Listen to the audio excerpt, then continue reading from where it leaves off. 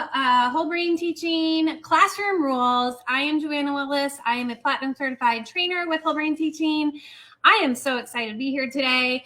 I teach second grade in Illinois, and I'm going to bring on my two very special friends, starting with Weston. Weston, say hello, introduce yourself. Good morning. My name is Weston Lamb Costantino. I'm a gold certified whole brain teacher. I teach elementary music here in Wyoming. Awesome. And bringing in Kyla. Good morning. I am Kyla Tesmer. I teach third grade in North Carolina, and I am also gold certified. Yes. All right. Oh, hi, Melissa and Lakidra and other Facebook users. Okay. So I'm going to move Kyla back to the studio. She's going to be like our producer today in the background. And so we're going to say goodbye, Kyla. All right. So we are here today to do the classroom rules. We're just going to do 2 classroom rules today to keep it short. And tell me I'm still cool. I need to play with my layout. Thank you. I was like, where's my layout? There we go. I had to get the right layout. Oh, gosh. This is why we have that group to practice, right? Okay. Share screen. And there it is. There we go. Classroom rules 1 and 2. So we're going to be teaching these rules using the magic circle. And so here we go with rule 1. Class. Yes. Thank you, class. You're welcome, Joanna. Mirror words. Mirror words. Rule 1. Rule 1. Follow directions quickly. Follow directions quickly. Rule 1. Rule 1. Follow directions quickly. Follow directions quickly. Mirrors off. Mirrors off. All right, I'm going to clap twice and say teach. You're going to clap twice and say okay. And I want you to turn and teach your coffee mug or your water bottle. Rule 1 with the gesture. Teach. Okay. Rule 1. Follow directions quickly. Rule 1. Follow directions quickly. Rule 1. Follow directions quickly. Class. Yes. Thank you, class. You're welcome, Joanna. Silent mirrors. So when we use silent mirrors, that means we want students to make our gestures, but they're not saying our words to us. Okay, so rule 1 is your secret to lightning fast transitions. How much time is wasted in our classroom every day by kids who are just going really slow, following the directions that we've given them? Rule 1 helps with that. So once you have taught your students rule 1 and they know it really well, what we can start doing is leveling that rule up. Sorry. There we go. So the first way we can do that is with the rule call out. So several times a day, what you're going to do is just randomly call out rule 1, and the students, as fast as possible, have to call out follow directions quickly. And you can give feedback to the response. If you're using Starries or Scoreboard or Super Improvers, this is a great way to incorporate those. So if you're playing Scoreboard and you call out rule 1 and the kids say follow directions quickly, you can say, oh, that was so fast. I'm giving you a hawk point. Or if it wasn't fast enough, you say, oh, I think you can do better, turtle point, and give them that turtle point. So again, you can incorporate our other games with this rule call out. So Weston, can you please explain the first power up we have for rule 1? Thank you, Joanna. The first power up for rule number 1 is the rule call out. So throughout the day, if students are not following directions quickly, you could say rule 1. They're going to say follow directions quickly. If you're using Starries or Super Improver or Scoreboard, you could use that as a motivator as well. Oh, that wasn't quite fast enough. Turtle point. Or wow, that's getting so much faster. Hawk point. Yes, awesome. And I forgot to say at the beginning of the broadcast, is Kyla is putting in notes into the comments. So if you've got your notebook and your pen out right now, put them to the side. You don't need those. Kyla is making all your notes for you. So she's got it. She's got it. All right. So our second power up, we're going back to silent mirrors. Weston, he knows. He's got it. Our second power up is the 3-peat. Okay. Confession time. I didn't used to like the 3-peat. When I first tried it, I was like, ooh, I don't like this. But then over the last 2 years, I love the 3-peat. Okay. So here's how the 3-peat works. You're going to teach the students that when you give them a direction like math books out, please, the students will say, okay, math books out, out, out. Or that's how my students do the 3-peat. They pretty much just say the last word 3 times. You can make it work for you. If you want them to say math books out 3 times, then you do it that way. While they're doing this 3-peat, they should be getting their math book out as fast as possible. And once they follow the direction, this is key. They need the closer. The closer is hands folded, eyes on the teacher, and for a bonus, they can smile. So, Weston, can you explain what the 3-peat is, please? Thank you, Joanna. The 3-peat is when you give a rule, you could say, line up, please. They're going to say, okay, and then up, up, up, or line up, line up, line up. Any of those 3 things. And then the end is when their hands are together, their voices are off, and the bonus is the smile. Yes, yes. And importantly, while they're saying that 3-peat, they are following that direction as fast as possible. And again, tie in those stories, that scoreboard, that super improver. Oh, that wasn't quite fast enough, turtle point. Or, wow, Jack, that is the fastest I've seen you get out that math book. I'm giving you a super improver star. Great way to incorporate those 3 classroom motivators again. You can help the students learn your 3-peats. You scaffold it with them. So when I start doing them at the beginning of the year, like I will directly tell them, I'm going to say, take your math books out, please. And I want you to respond with, okay, math books out, out, out. So you directly instruct them what you want them to say. I also will say it with them. Usually I say it with them the entire year, although usually I'm not as loud as they are. You will find that you will have one student who becomes like your 3-peat leader, and they're that kid who says it right away. They're leading the 3-peat every time. I always love that. So you can scaffold it with your students. Tip for those of you who dread putting away school supplies on the first day of school, right? Pure chaos. This is a great time to practice the 3-peat. And I do this on the first day of school. I teach them the 3-peat, and then I'll say, okay, now we're going to practice it. And I'll say, scissors out, please. And the students say, okay, scissors out, out, out. And then I'll tell them where I want them to put their scissors in. And then I'll say like scissors in your art box, and they'll go scissors in your art box, scissors, however you want to do it. But it's a great way to practice 3-peat and then also put away school supplies, which we all know, especially if you teach the littles, is chaotic. Okay, so Weston, can you repeat that back to me? Just explain how we can incorporate the 3-peat with our 3 classroom motivators, and then also how it might help us even on the first day of school. Thank you, Joanna. So we're going to use the 3-peat to help students follow directions quickly, which is rule number 1. We're going to say, please open your math book, and they're going to say, okay, math book, math book, math book. As they're opening up their math book, we're going to use our motivator to give a star, a super improver star, or a hawk point or a turtle point, depending on how quickly they follow that direction. Yeah.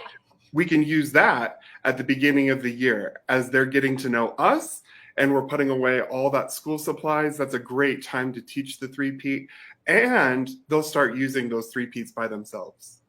Yes. I thought I saw a good question, but now I don't know where it was. Also, the three-peat is great for page numbers. Come out. How often have you said, open your book to page 75 and you have 5 different kids? What page? So the three-peat is a great way for the kids. If they say page 75 3 times, they're going to know what page they need to turn to. Okay, so that is how we're going to power up rule 1. And I'm going to go back. So this is the poster, the main poster that you can use for rule 1. But if you want something different, I love this one. Coach created a set of early childhood education posters for the rules. And oh my gosh, they're so stinking adorable. As soon as he created these last year, I was like, oh, printing them out. They're going up on my wall. So there's this one with little Twan, the little wolf. I think he's a wolf. And then, or if you teach upper grades who may not be into the, cutesy graphics, there is this one which just shows the gesture. It's very bold and bright. And Kyla is dropping in the link where you can get, there is a Google Slides file that has all of the graphics, not just for the rules, but every graphic that's in Coach's newest book is in that file. So you definitely want to grab that. Yes, Crystal, I agree. Oh, I clicked on the wrong one. I wanted to show Crystal's comment. They're really cute. They're really cute. All right, so let's move on to rule 2. Class? Yes. Thank you, class. You're welcome, Joanna. Mirror words. Mirror words. Rule 2. Rule 2. Raise your hand for permission to speak. Raise your hand for permission to speak. Rule 2. Rule 2. Raise your hand for permission to speak. Raise your hand for permission to speak. Mirrors off. Mirrors off. All right, you're going to teach that rule to your coffee mug or your dog. Teach. Okay. Rule 2. Raise your hand for permission to speak. Rule 2. Raise your hand for permission to speak. Rule Hey, 2. class. Hey, yes. Thank you, class.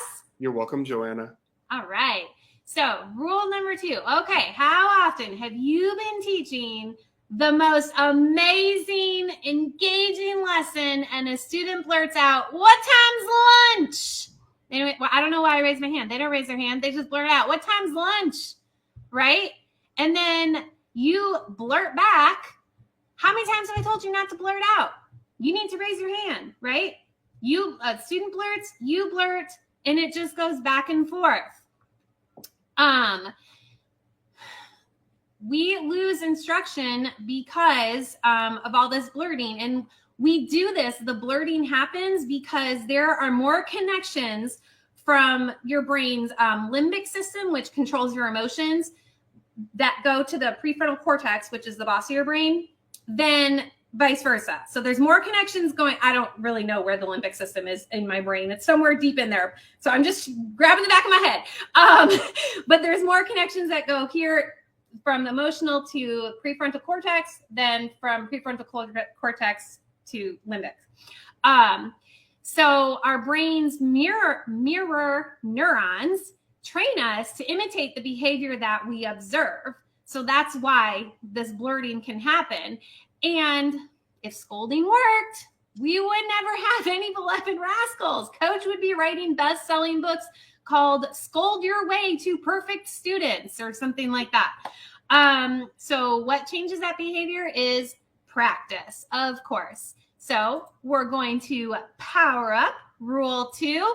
We can do the same thing as rule 1 with the rule call out. Same idea, several times a day. You're going to call out rule 2, and the students as fast as possible call out, raise your hand for permission to speak. Okay. So Weston, what is our first power up that we can do for rule 2? Thank you, Joanna. The first power up for rule number 2 is the rule call out. So anytime throughout the day, you're going to say rule number 2, and the students are going to say, raise your hand for permission to speak. Yes, perfect. Our second power up is turtle hawk practice. It's also been I used to call it right way, wrong way. Excuse me. Sorry. They mean the same thing. So after you've done this rule call out random times during the day, you got to keep those kids on their toes. After you've done that for a while and the kids are responding the way you want them to respond, now you're going to practice what you want to happen when a student does actually blurt out during your lesson. Because as much as we practice these rules, kids are kids. And again, think about the connections. There's more going this way. So they're going to blurt. It's still going to happen occasionally. So you're going to practice it with the students. You're going to have a student say, okay, Maria, I'm going to start talking and I want you to blurt out, what time is lunch? Okay. So you start talking and Maria blurts out, what time is lunch? And praise Maria. Oh, good job, Maria. That was amazing blurting. Then you're going to tell Maria and the class, okay, I'm going to do that again. This time, when you blurt out, I'm going to say rule 2, and I want everyone in the classroom to respond as quickly as possible. Raise your hand for permission to speak.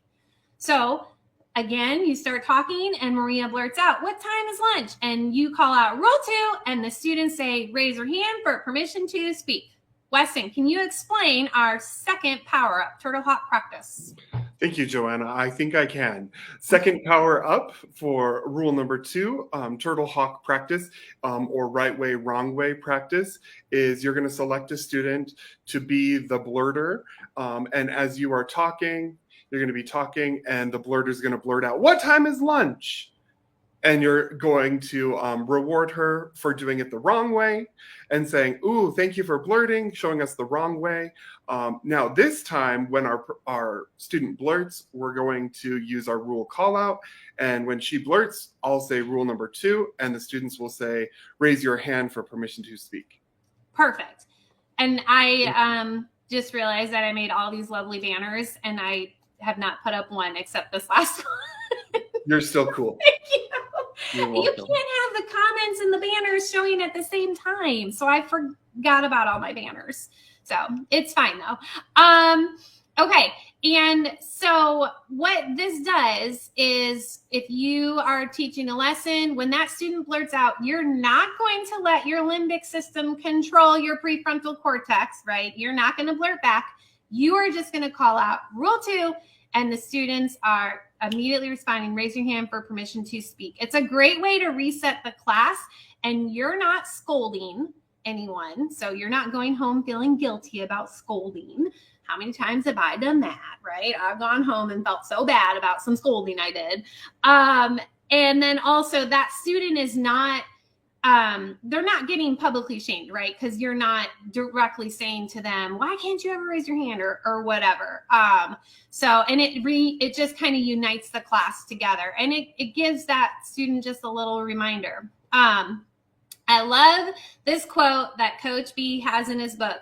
Whenever a rule is broken, a rule is strengthened. So think about that. Whenever a student is breaking a rule, like rule 2, we are going to strengthen that rule by having the kids practice it real quick with that rule call out. I mean, it's just genius. It's genius, Weston. It's genius. All right. So now let's just quickly review our 2 rules, and then we'll do some questions. So class. Yes. Thank you, class. You're welcome, Joanna. Mirror words. Mirror words. Rule 1. Rule 1. Follow directions quickly. Follow directions quickly. Rule 2. Rule 2. Raise your hand for permission to speak. Raise your hand for permission to speak. Mirrors off. Mirrors off. All right. I want you to teach your dog, as Melissa said she was teaching her dog. So teach your dog, her remote. She's teaching her remote. Teach your remote our 2 classroom rules that we've learned today. Teach. Okay. Rule number 1, raise your hand for permission to speak. Rule number 2, raise your hand for permission to speak. Rule number 1, follow directions quickly. Rule number 2, raise your hand for permission to speak. Rule number 1. Hey, yes. Thank you, class. You're welcome, Joanna. All right, so let's see some questions. Facebook user, how do you introduce turtle? I'm assuming that's turtle hawk practice. Now, I like turkey hawk practice though. I like that too. I mean, sometimes they are acting like a bunch of turkeys, right? Okay, so I usually I'm trying to think. The first day is when I think that's when I introduced turtle hawk. Right way, wrong way. I teach this because, like I said, in the past, I've called it right way, wrong way. And I've shared that there's, in life, there's two ways to do everything. This comes from Nancy Stoltenberg. There is a right way to cross the street and a wrong way to cross the street. There is a right way to eat a taco and a wrong way to eat a taco. Although I kind of think if you're eating a taco, there is no wrong way to eat that. I tell the kids, just like in our classroom, there is a right way to line up at the door and there is a wrong way to line up at the door. And you can even show them, like have them show you, the wrong way to do things. And they love that, especially your beloved rascals. Right? Like they love that. They love getting to be silly and show you. And then you follow that up with, okay, now show me the right way to do that. So that was a great question. And then Sarah Tillinghast did insert from the website. I'll show that. That's a lot. So if you look for her comment, you can copy that right into your notes, along with everything that Kyla's been putting in there. All right. Some people are having trouble clicking on the links. Melissa says sometimes it is easier to click the links after the live. So if you are having trouble opening the links that Kyla's dropping in, maybe you do that. Oops. I'm getting too excited with my clicking here. There we go. Okay. Let's see. Nope, Susanna, you are showing up as Susanna. Hi, Susanna. You're good. Joanna, excuse me. I saw a great comment from Lakidra earlier about being inclusive with Rule 2 callouts.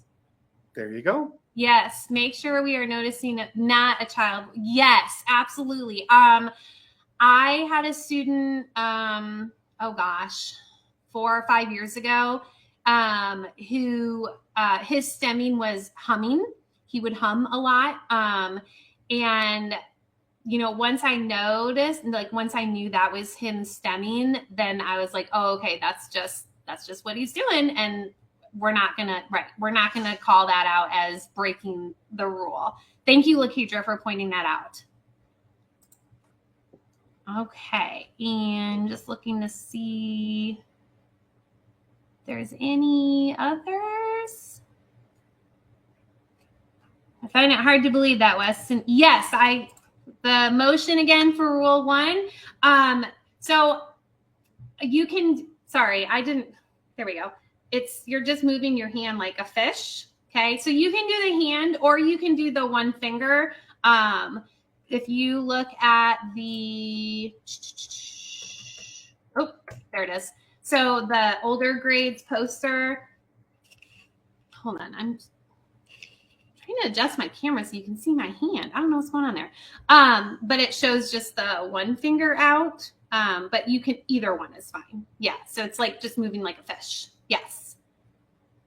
Okay, I'll hide that.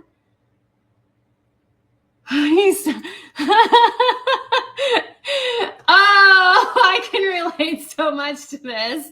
Yes, it is hard, especially if it is a student if that's their STEM. I get it. It's so hard.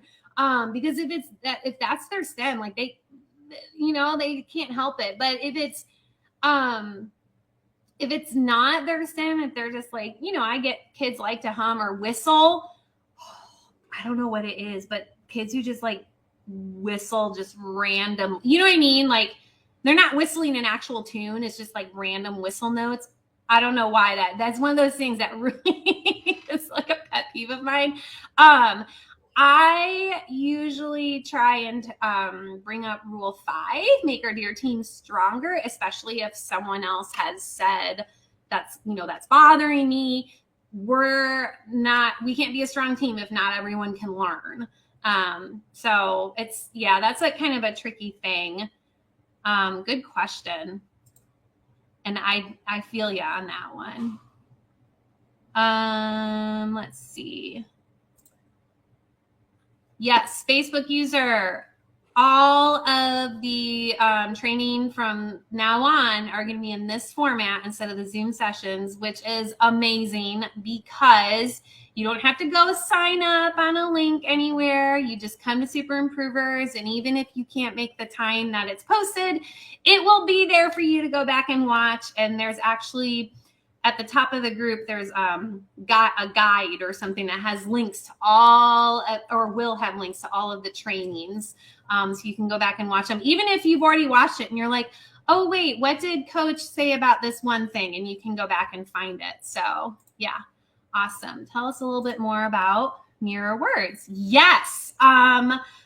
Okay, Weston, who is doing magic? Is it Nancy doing Magic Circle? Okay, Nancy's going to do Magic Circle. I don't know if she's doing mirror words this week because I know we're going to take, Magic Circle has 5 parts and you can easily spend an hour on that training. And so she's breaking it up into, like, she'll do the first part, class yes. And so I'm not sure exactly when the mirror words training will be. If it's not this week, I'm sure it'll be next week. So yes, that is coming. Yes, you will be able to access them today. We are so excited that you're excited. Yes, whole brain teaching is amazing. I have heard from so many people who are like, I was thinking about leaving teaching, and then I found whole brain teaching, and now I love teaching again. And Kyla's pointing at herself in the studio. I'm also like, I was on the path to burnout for sure. And yes, whole brain teaching, amazing. We had a challenge of students who weren't stemming starting to hum because the other, oh yeah. Whew, that's a tough one. That to me would be like a conversation with that student, like like private or whatever, and kind of explaining how we all have different needs and we all do different things to help us learn. And so, yeah, that's a tough one. Oh gosh, no pressure, Weston, but Coach is here. Oh no. Hi, Coach. Try not to judge us too much. All right. Do some of the mirror movements become boring to students? Is there a way to keep this more engaging as the year goes on? Yes, I'm sure Nancy will go over this in her training. I didn't do a lot of it today, but you can make mirror words, class yes, thank you, you're welcome, all the parts of the Magic Circle, even rule rehearsal, more engaging by using different voices. So you can use a high voice or a low voice. You can do it fast, slow. You can do... I don't know. I've told kids like, oh, let's do a baby voice, or one time we practiced the rules like our principal would say. Our principal does morning announcements, and it's very distinct how he does them. And so I had the kids practice the rules like they were our principal doing morning announcements, and it was hysterical. So that's how you can keep the kids engaged, change it up, keep them on their toes. Because you're right, we don't want to habituate them to how we do things in the classroom.